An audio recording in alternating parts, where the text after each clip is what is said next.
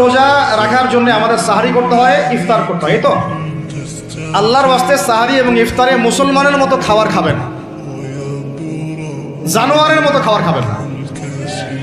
সাহারি এবং ইফতার এই দুটোতে কি খাবেন? মুসলমানের মুমিনের মতো খাবার খাবেন, জানোয়ারের মতো খাবার খাবেন না। আল্লাহ পাক বোঝার তৌফিক দান করেন। মানে আমরা কিন্তু সাহারিতে কি করি জানেন? 60 পেট খাই।